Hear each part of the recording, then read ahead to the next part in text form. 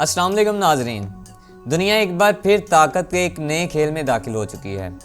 एक तरफ अमेरिका और भारत के दरमियान 10 साला दफाई मुआहिदा, दूसरी तरफ चीन और अमेरिका के दरमियान टैरिफ में बड़ी नरमी, और दरमियान में वो भारत जो एक तरफ अमेरिका का इत्तेहादी बनता जा रहा है और दूसरी तरफ रूसी तेल से हाथ भी नहीं उठा रहा।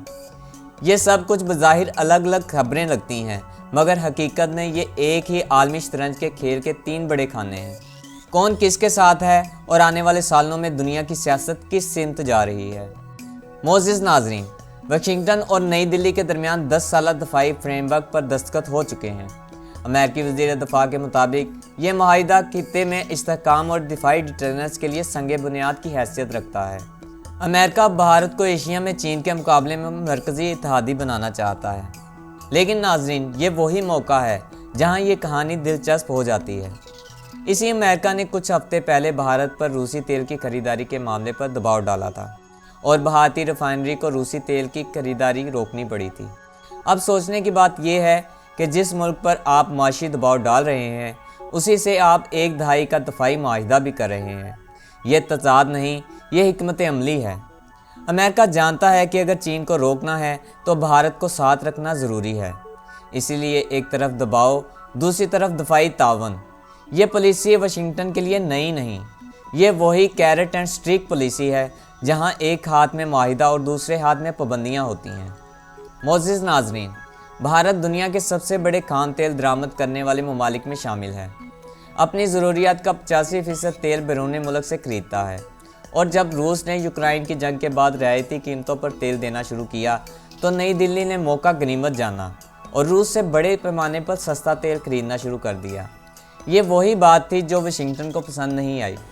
अमेरिका ने कहा कि भारत रूसी तेल खरीद कर बिलवास्ता तौर पर मास्को की जंगी मईशत को सहारा दे रहा है। बाद में नतीजा ये निकला कि अमेरिका ने भारत पर पाबंदियाँ आयद कर दी, भारतीय रिफाइनरियों पर दबाव बढ़ गया, कुछ कंपनियों ने रूसी तेल खरीदना रोक दिया, जबकि दीगर कंपनियां जायज़ा लेने के मरहले में हैं।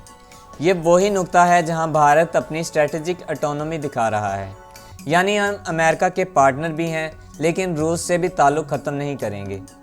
ये वो तवाज़ुन है जिसे दिल्ली संभालने की कोशिश कर रहा है, लेकिन कब तक, ये आने वाला वक्त ही बताएगा। नाज़रीन ग्रामी, अब आते हैं वाशिंगटन और बीजिंग की मुलाकात पर, जहां एक हैरानकुन पेशरफ सामने आई है। अमेरिकी सदर ट्रंप और चीनी सदर शी जिनपिंग की मुलाकात के बाद ट्रंप ने ऐलान किया कि अमेरिकी चीनी मसनूआत पर आयद टैरिफ 10% कम करके 47% कर रहा है। ये एक बड़ी रियायत है क्योंकि गुज़श्ता चंद महीनों से दोनों ममालिक के दरमियान तजारती कशीदगी अपने अरूज पर थी। ट्रंप ने कहा कि हमने बहुत मामला तय किए हैं।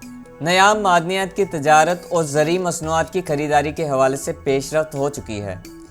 ये मुआहिदा ज़ाहिर करता है कि वाशिंगटन और बीजिंग दोनों अपनी मईशतों को इस्तेहकाम की ज़रूरत महसूस कर रहे हैं। अमेरिका चाहता है कि चीन ख़तरनाक नशियाती केमिकल्स की तरसील रोके, जबकि चीन चाहता है कि अमेरिका अपने टैरिफ कम करे।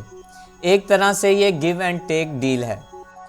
लेकिन नाज़रीन, असल सवाल ये है कि क्या ये अमन की शुरुआत है या सिर्फ वक्ती रिलीफ ताकि दोनों ममालिक अपनी मईशतों को सहारा दे सकें।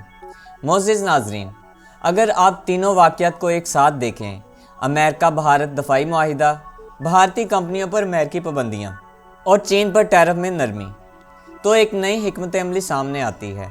अमेरिका अपने 3 बड़े अहदाफ हासिल कर रहा है। चीन को कंट्रोल में रखना ताकि वह टेक्नोलॉजी और मनशियात के बहाव पर काबू पाए, भारत को इत्तेहादी रखना ताकि एशिया में चीन के खिलाफ तवाज़ुन कायम रहे, रूस पर दबाव बरकरार रखना ताकि तवानाई की मंडी अमेरिका के कंट्रोल में रहे।